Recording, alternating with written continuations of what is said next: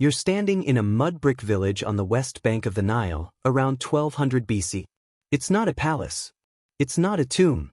It's a workers' town called Deir el-Medina, where the men who carved the tombs of pharaohs actually lived, and where their wives, daughters, and sisters left behind something almost nobody talks about, a written record of their bodies. Buried in the administrative scraps of this village are notes about women being excused from work or moved into separate lodging, for something the scribes just called weret, a word scholars still argue over the exact meaning of, but that shows up again and again next to one very specific pattern, monthly. Here's the surprising part. In a civilization obsessed with recording almost everything, grain deliveries, tomb robbery trials, workers calling in sick with a headache, menstruation barely gets mentioned directly. And yet, when you dig into medical papyri, religious texts, and village records, ancient Egypt turns out to have one of the most complete pictures we have of how any ancient society actually dealt with periods. Today we're going deep into exactly that, not a highlight reel, one subject all the way down. We're going to look at what Egyptian doctors actually thought blood was for.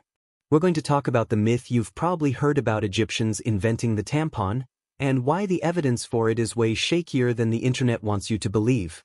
We're going to visit a village where women got time off work for their cycles. We're going to meet the goddess whose own myth is basically built around blood and fertility. And we're going to end with a reframe that changes how you should think about ancient hygiene as a whole. Let's go. Here's the thing about ancient Egypt. We know an enormous amount about their world. We have their tax records. We have love poetry.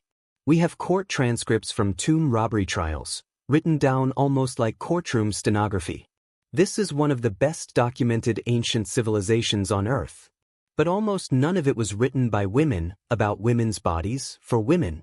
The scribes were men. The doctors whose case notes survive were, as far as we can tell, mostly men. So what we have isn't a diary, it's medicine, religion, and bureaucracy, written by outsiders looking at a female experience from the outside. That's the gap we're working with today. And to close it, we're going to pull from 4 kinds of evidence: medical papyri, village labor records, religious mythology, and material remains, actual physical objects, where they exist. Here's the idea that reframes everything.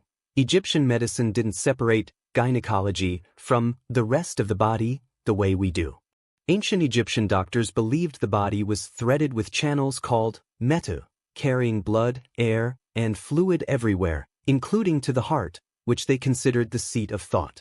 Menstrual blood, in this system, wasn't waste. It was one visible sign that a woman's channels were working properly.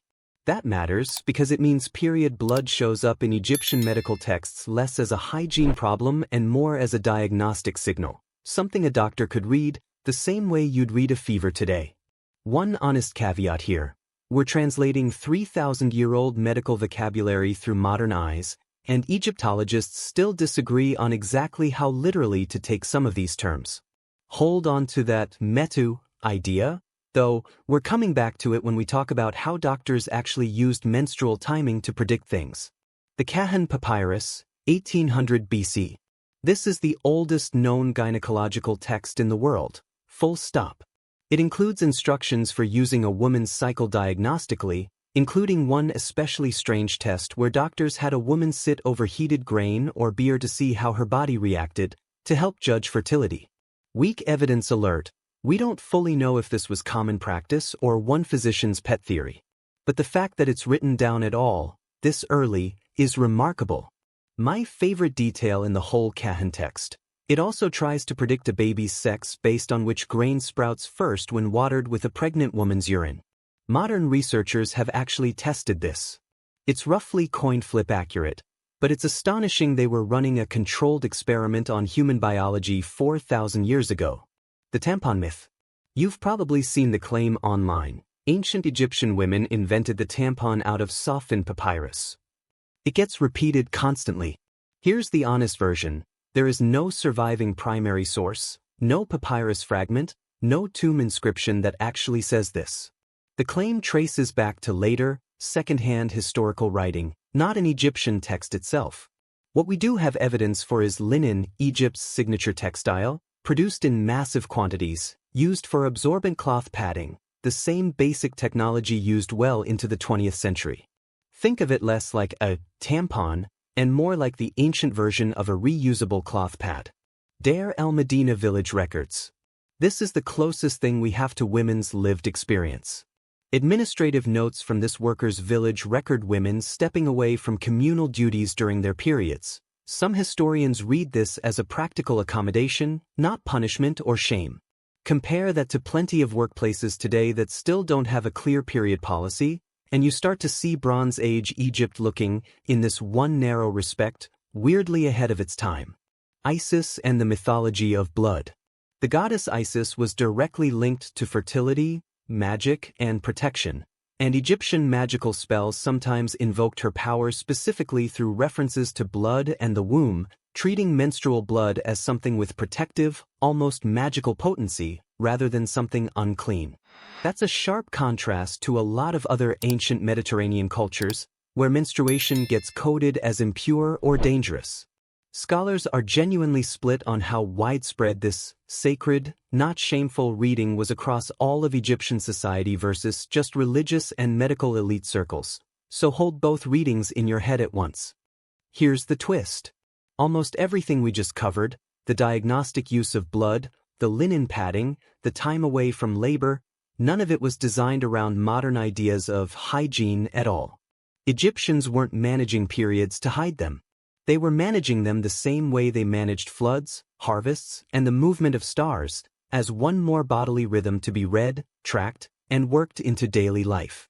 The taboo, the secrecy, the shame that a lot of us grew up associating with periods, that's not some universal human default.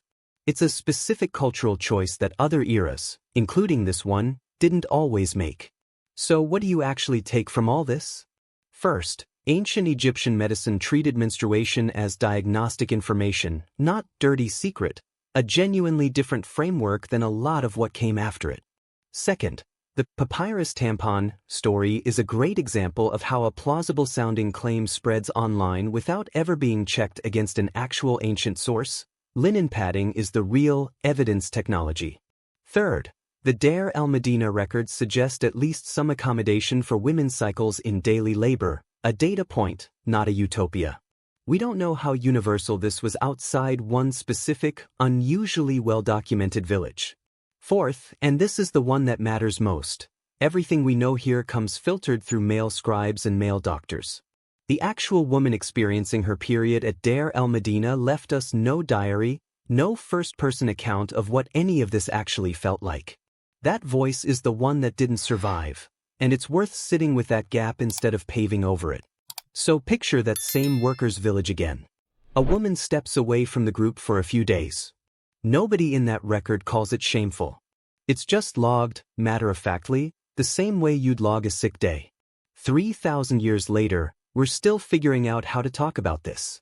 Makes you wonder what the everyday, unremarkable parts of your own life will look like to someone trying to reconstruct it 3,000 years from now, and whether they'll have to guess the same way we are.